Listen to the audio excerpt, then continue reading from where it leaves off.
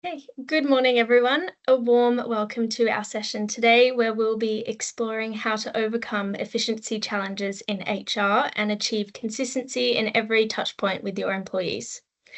We'll just wait a moment until everyone has joined us, but during this time, we can do a quick sound check. So if you could please just confirm in the chat if you can hear us and see the presentation clearly. I'll check in the chat. Great. I'm seeing positive feedback, so then we are ready to begin.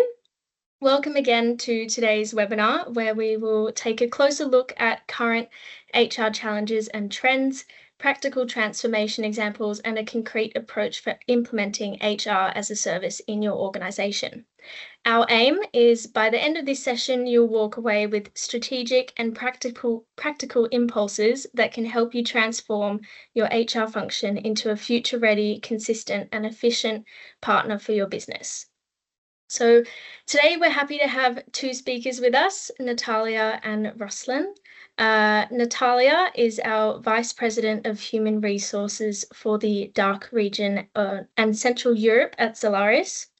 She's a qualified psychologist with over 15 years of HR experience, including a decade in senior international roles. Natalia has shaped Zalaris' HR services from the start and recently led a global rollout across 40 countries and 16,000 employees, ensuring seamless, people-focused support.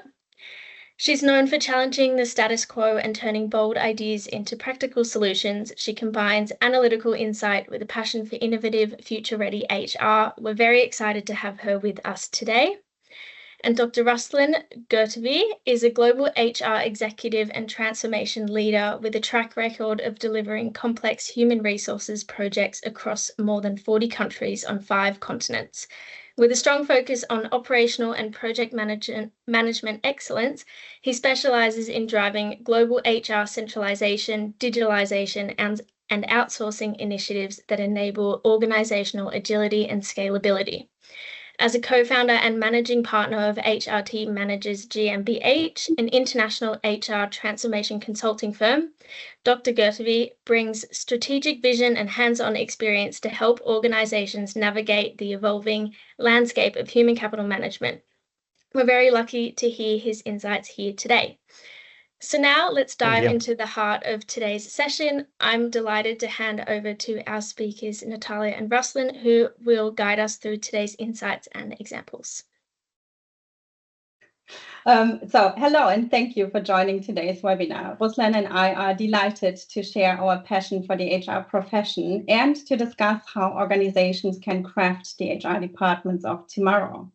But before we explore best practice examples from high-performing HR teams, I'd like to begin with a few thought-provoking and perhaps slightly unsettling insights. Surveys of fellow HR professionals reveal that they consider the HR administrative workload a critical burden. And in fact, studies have shown that 40 to 60% of an HR professional's working time is still spent on administrative tasks, while only about 20% is devoted to strategic initiatives. Another takeaway from these surveys is that HR processes are often not user-friendly. And indeed, 72% of HR professionals agreed with this statement, a factor that undoubtedly contributes to the high administrative workload they face. A further and perhaps even more sobering survey finding is that 70% of our international customers still see HR mainly as administrative specialists rather than business partners. And as a result, HR professionals are often absent from the tables where crucial business decisions are made, even though we can, and in my perspective, we must help shape those decisions. It is therefore hardly surprising what you see here, that 99% of the HR professionals surveyed view HR shared services as essential for achieving their strategic goals. The clear expectation is that moving from administrative tasks into shared services will substantially reduce the workload shouldered by the HR teams. And here you see a summary of the HR challenges today. You see that HR leaders devote far too much time to administration, which is why the business largely sees them as administrative. And as a result, there is too little HR capacity for critical strategic topics, even though in-house HR costs remain high. Besides, we see that multinational companies often lack consistent HR processes, and they struggle to establish and sustain compliance across different countries. And so many organizations still hinder themselves by relying on outdated, inefficient technology. Surveys have shown that about 26% of HR departments still depend on Excel spreadsheets and email to handle HR tasks, which is causing roughly 90% of employees to spend 2 to 4 hours each week on HR administration. What you see on the right is still the typical HR organization, what we encounter. It illustrates that many HR organizations remain cost inefficient because they are maintaining separate regional teams for each HR function, such as talent acquisition and attraction or training and development, for example. And after having heard the challenges and the typical HR organization setup of today, Ruslan, question to you. Could you please highlight 1 or 2 of the most impactful, from your perspective, challenges you see HR departments and their organizations still facing today? Yeah, thank you, Natalia, for passing the ball to me, so to say. First of all, the summary is absolutely correct, yeah. But if I start thinking of, let's say, the biggest challenges which we face on the ground when we go to the countries, when we go to the central organizations, first of all, I would call 3 dimensions out of this, the whole list. First dimension, management, thinking of transformation, sometimes underestimate the challenge in front of them. Yeah, if you talk, for example, about HR digitalization or payroll outsourcing, sometimes they think, okay, it's just one Excel table copy paste into another Excel. Yeah? So this kind of estimation is then leads us to another challenge. They assign these tasks to a team of internal P&O or HR people who doesn't have background like that, who doesn't have background to run this kind of challenges. And what we face then immediately, overburnt organization. Yeah. So this is, I would say, the second biggest challenge. We will talk about that later, how we can fix it. But when, let's say, managers who underestimate the complexity and the HR team, which is overloaded, also at the same time, like you mentioned, work with old tools, very often with Excel tables. I mean, of course, our goal is to use artificial intelligence. Of course, our goal is to use chatbots, but face reality, I mean, there are so many interfaces which are still manual. There's still many Excel tables with such a huge amount of manual input into payroll, which just overloads people with any additional tasks.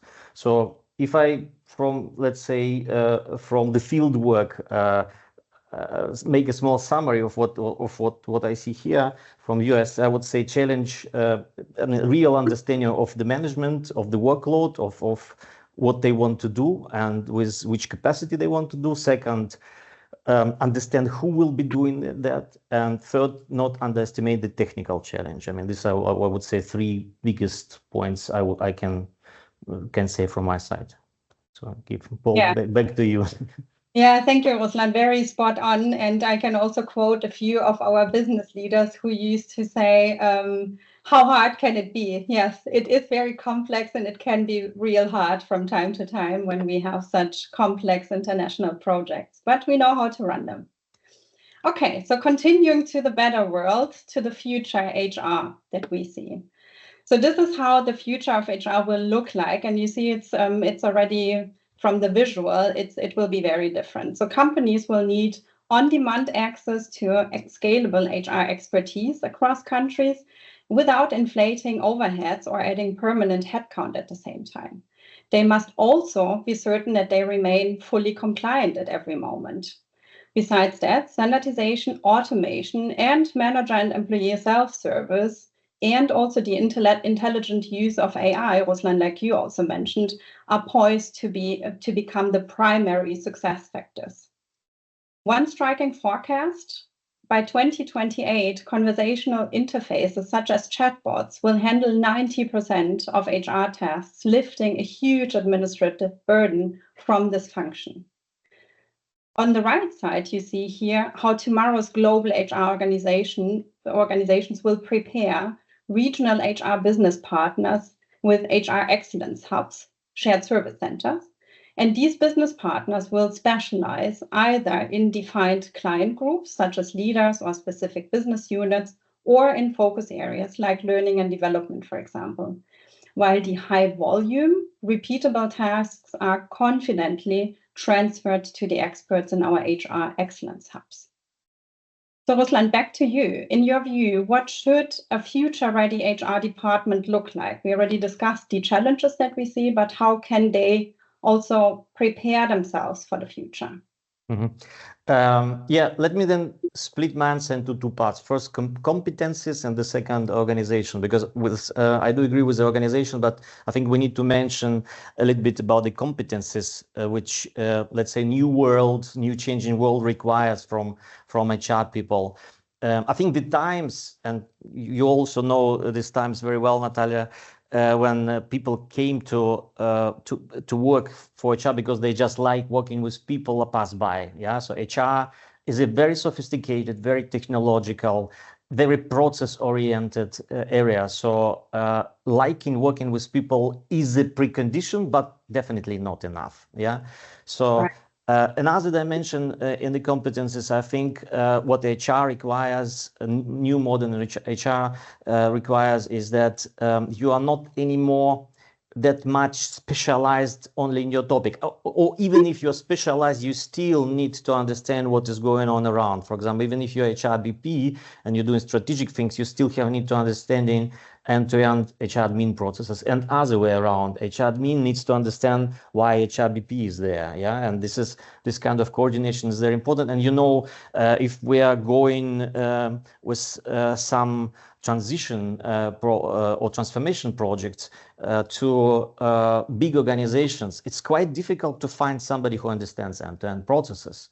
Yeah, and I think this is the biggest challenge now, to educate new HR generation that they need to be, I mean, I don't like this old word generalist, but this kind of end-to-end competences, that they understand what's going on.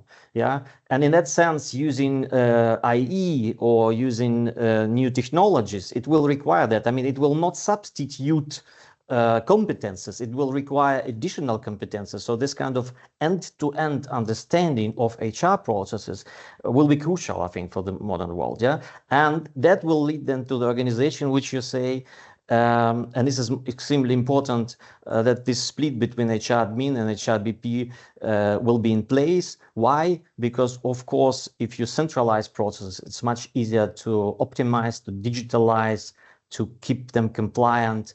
It's much easier compared to decentralized organization. Yeah. Okay. Thank you, Ruslan. Very insightful. And now let me show you, because I also am a bit time concerned. Now let me show you how Zalaris can equip you with the HR organization of the future.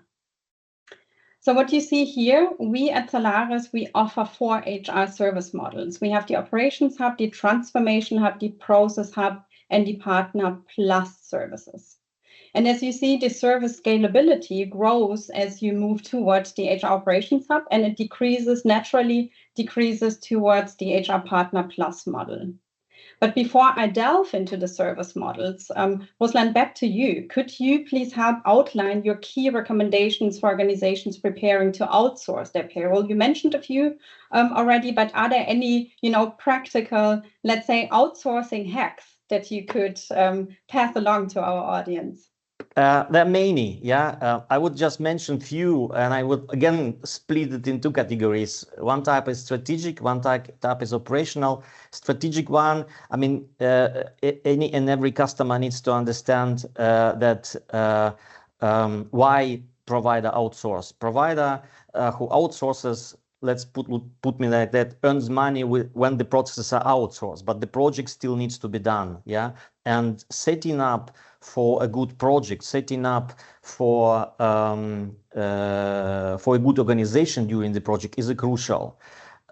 This is the first thing. Second thing, what is important to understand is that, and I've heard this discussion once, or read this discussion once on LinkedIn. I mean, why we outsource HR? We kind of outsource caring of the people. And this is a wrong understanding. Caring of the people is not outsourced. Outsourced is HR admin. Caring needs to stay in organization.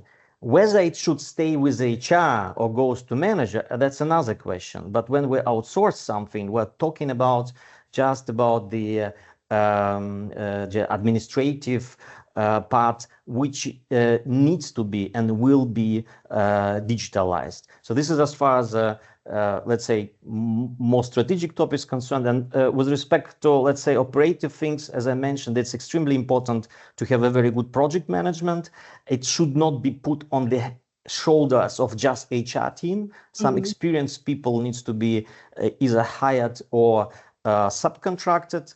And what is important, and this is one of the biggest mistakes which is done by many customers, actually two big mistakes. And one is that customer thinks that if I have provider, I will throw everything out over the fence and they do everything. No, I mean, the control still stays with the customer. And the last thing is that customer really needs to understand his or her own organization, like basic things, what kind of processes I have, what kind of service catalog I have, and this needs to be aligned with provider. So provider cannot do everything alone. Yeah, huge homework needs to be done on the side of the customer. Yeah, absolutely agree. And maybe also to add to the thing that you mentioned about that the caring for people component should remain within the organizations. I couldn't agree more. And I would even go a bit further, saying that the decision making, the influence taking on decisions should also remain within the HR function in the organizations. I think that's very crucial, that they are part of the business critical decisions that are exactly being. Yeah, exactly. Okay, moving on. So you heard me talking about the employee life cycle earlier, but here's how our HR excellence hubs can support you along the employee life cycle, from talent attraction and acquisition and onboarding, right through to offboarding, as well as you see in the middle of this slide, all other HR tasks that arise along the way. And now let's have a closer look what the different excellence hubs can do for you. So we have the HR Operations Hub, which provides a central team of HR administrators who take care of high volume recurring HR tasks for you. And a key benefit is its ability to support multiple countries and multiple languages. So for example, the hub can assume a wide range of employee lifecycle activities, particular, of course, those in the HR administration area. In recruiting, for example, we could we could collect the candidate screenings for you. In the onboarding, we could file and collect new hire documentation. In the area of workforce management, it's just really examples of the different areas and the tasks that come along with them. But for workforce management, for example, we could implement the changes to employment terms such as working time adjustments or promotions for you. We can administer compensation and benefits. We could manage long-term absences for you, such as parental leave or sabbaticals. We can create and manage standardized documents. And in the offboarding, at the very end of the employee life cycle, we could prepare and send out departure documents, for example, for you. So that's the Operations Hub. And then we have the HR Transformation Hub. In this hub, our IT and process consultants are on hand to future-proof your HR function and move it into a shared services model. So we can help you align people, processes, and technology while we guide your change and communication across your workforce. Because we all know effective change management is clear messaging are critical to the success and acceptance of every migration. Then we have the HR Processes Hub. And in this hub, you collaborate with our subject matter experts to define and harmonize HR processes across countries. With a strong focus on digitalization and automation, we heard how important that is already today.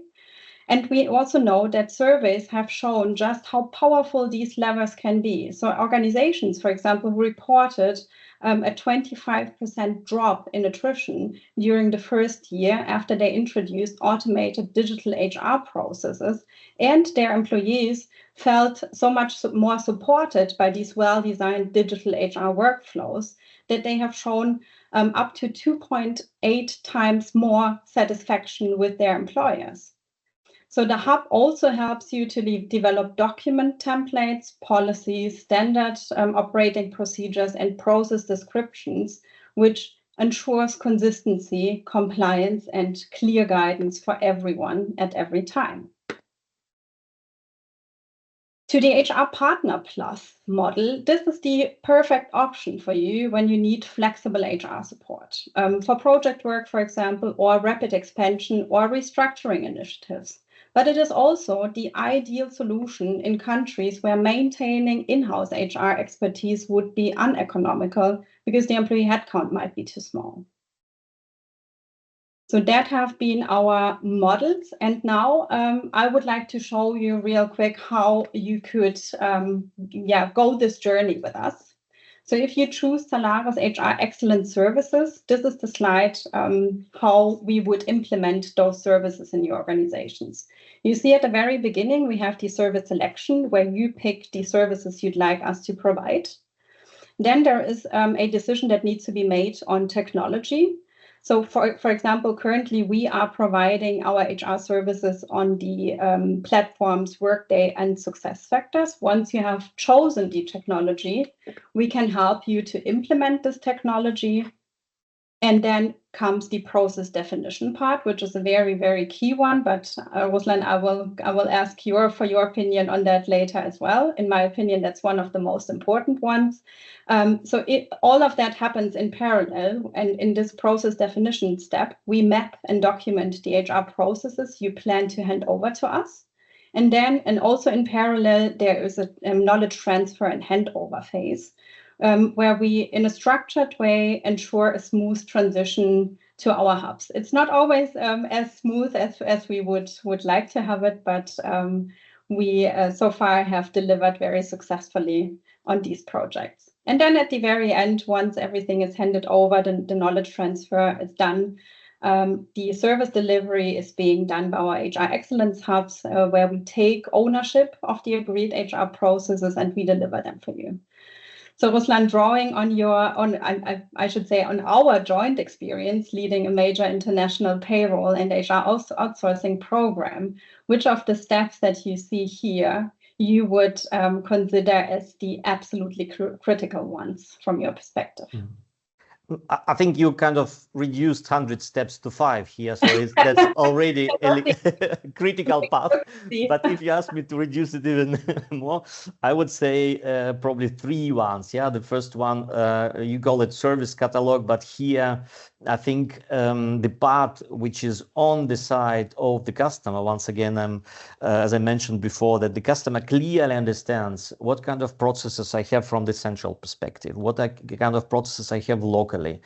I mean, this analysis needs to be, and it's extremely crucial to be done before even selecting the provider, because what you've presented, the models, I mean, this is exactly how the world develops, but it's never a universal remedy against diseases. Yeah, it's a kind of right exercises to fix the disease, but in order to understand to which doctor you go on this kind of models, you can think of them as a different approaches how to heal yourself. You need to understand where's the pain, and the pain you understand with a disease analysis. What kind of local processes, whether I have only HR admin, whether I also have HR services like recruiting process, onboarding, whether I have travel expenses, all scope which I have. And who is doing that? Whether I want, and then second question, whether I want to keep it with me or I want to outsource it to provider. This is the first step. Second step, of course, technology. Yeah, a very let's say, quick decision may really kill the budget and make the whole project much longer. So either you decide, for example, yourself that, okay, I will implement as a central HRaaS and kind of suite from Workday or SuccessFactor, or I go further. I want to have a global time. I want to have a global travel expenses. These are kind of really crucial decisions, because it's not just technical solution. You need to think that that's the same people working at the same time, locally and centrally on these topics, yeah. And if you have, and this in these projects, you always have a tough line. It can kill your really your rollout, yeah. So in that sense, you need to decide what you want, why you want it, what brings you the quick wins, and then a plan. Rollout, and the very last phase, this is of course the transition, yeah.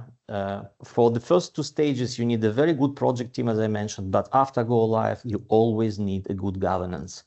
And normally, people who run the project, from the skill setup, from the life attitude, from the ability to work under stress, it's totally different from the people in operations, yeah. So you really need, on both sides, on the provider side, on the customer side, set up a very good governance, steering, quality rounds, set up good people who understand how you want to steer the operations centrally, locally, and not to forget, I mean, really pay attention to the transition, so that overlapping project and operation need to start really, depending, of course, on the size, as early as possible. I think these are the three key steps to go through this process in a smooth way. I liked your comparison, us being the doctors to heal diseases. I think that's how I like to think about our operations. Yeah, and Ruslan, you now described what should be done from an organization's perspective. I think an important point to add is here what you mentioned about people. I think the organizations who plan such outsourcing projects, like you said, should really select their best people to help with these projects, but also to see that these people should have the motivation and should believe in the dream of this outsourcing journey, because I think that's as important as really the skills that they bring. Exactly. I mean, it's called transformation. Yeah, it's. I need to have another metaphor, like in the gym. Yeah, I go to the gym. For example, I have a personal trainer and I hate him every time, but I like the result in the end. Yeah. So, but you need to go through this suffering a little bit. I don't want to scare now the audience, but it's a very disciplined, very structured work, which you need to do every day to move this. Yeah. But it should be deliberate. Yeah. And as I mentioned, no outsourcing per se or no technology per se is a universal remedy. It's important to do it with a particular purpose. And purpose is derived from the strategy of the company. And second, how you do it. This is even the most important. Yeah. Yeah, absolutely. And maybe also to add another aspect which adds to the complexity of such international projects and programs is that, for example, we as Zalaris are also working with external partners, Ruslan, like with your organizations and with others. And each of these has own processes and requirements, and bringing those together is anything but simple. So that adds kind of to the complexity to manage such huge projects. And maybe one more question for you, Ruslan. We know that these complex international projects always encounter challenges and setbacks. Maybe you have a few anecdotes for us. What could go wrong? I mean, in our project, everything goes well, as you know, but sometimes, of course, there are some anecdotes happen. For example, oh, you got me, actually. Maybe I not anecdotes, but some discoveries why these projects are actually useful. I mean, this kind of transformations, it's kind of also audit. You restructure organization, and we had a bunch of cases in the past not with you, but in general, yeah, so that we have found out, for example, in some countries, people on the payroll who should not be on the payroll, people submitting, I don't know, the travel expenses which should not be submitted. So these are kind of really topics which you need to be aware of, yeah, so that interacting during the process, during the project, for some audience, it's also challenging, yeah, to reveal what they are doing. Yeah, I think this is less anecdote, but it's rather, I think, kind of big lessons learned for what you need to be prepared. Yeah, so yeah, kind of. great. Thank you, Ruslan. And now also looking at the time, that concludes our overview of the HR opportunities ahead. And I hope that we have shown how freeing up your HR professionals' time enables them to act as true business partners and drive your organization's growth and success. And now we're happy to take your questions. Great. Thank you so much to both of you, Natalia and Ruslan, for sharing your insights and walking us through those real-world examples. I think it's been truly valuable and thought-provoking, this presentation. So now we do have a bit of time to open the floor to some questions which have come in through the chat. So I will start with this one. Which skills do you think will be needed in all HR professionals of the future?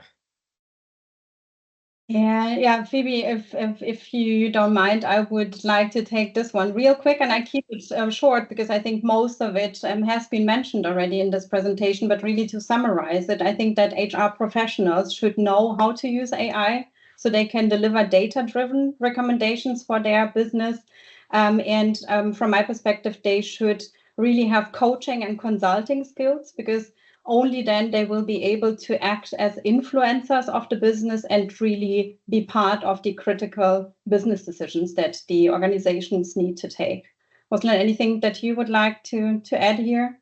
Absolutely agree with you. I might add just one point. I think what is important also to keep in mind for anyone who will join HR area is that project is a normal part of daily work for HR from now on. Yeah, so. Yeah, that's a good point. That actually, and we also at Zalaris have started to look at it from a different perspective. That most of the functions will need to be trained on project management, regardless if they are acting exactly. with customers or with internal customers. That's a key skill of every future department. Absolutely right. And let's be honest, we don't want to develop people in a top-notch project managers. I think what is more important that they know what is the planning, how it's planned, what kind of questions need to be asked, and basically take parts of the work and do themselves without being scared. Because having tools in their hands, it just gives them confidence, and they enjoy their work much more. Yeah. Agree. Thank you. Thank you both for your insights. I'll send you one more question before we run out of time. How should organizations prepare best for the future of work? Yeah, I mean, here I think the main takeaway, if I have one for the audience today, is really make sure that you are very skilled HR professionals, that they have the time to really do the strategic work, because the administrational tasks, there are companies like ours, there are people like the colleagues that we have which do this kind of work so much better and so much quicker, more efficient. So free up your HR professionals so they can really, really help the business grow and be successful. Ruslan, anything? Yeah, I might just partly reiterate what I said. You're absolutely right, Natalia. Yes, so HR admin should be and digitalize and outsource probably, or treat it in a way that it is efficient. But what is important, that organization in the first place also understand themselves and then use new modern service delivery models with outsourcing was provided in a smart way. Yeah, so it's not a universal remedy per se. It's only it's helpful only in case if it's implemented in a smart, strategic way. I think this is what I want to Great, thank you. Well, unfortunately, we've reached the end of our time together today. If we didn't get to your question in the chat, we'll follow up directly via email. You will also all receive the webinar recording and the complete slide deck in the coming days. And if there are any further questions that come up later, feel free to reach out to us.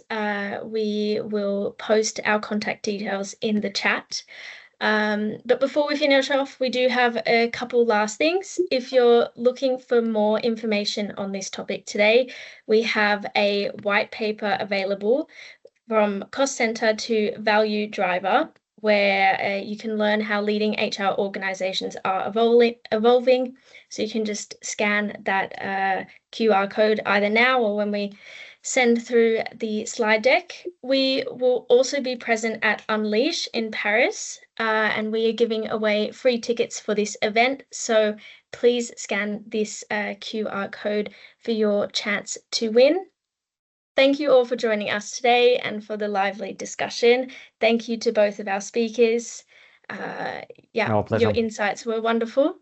And take care. Hopefully we'll see you at one of our next events. Thank you. Thank you. Bye-bye. Have a great day.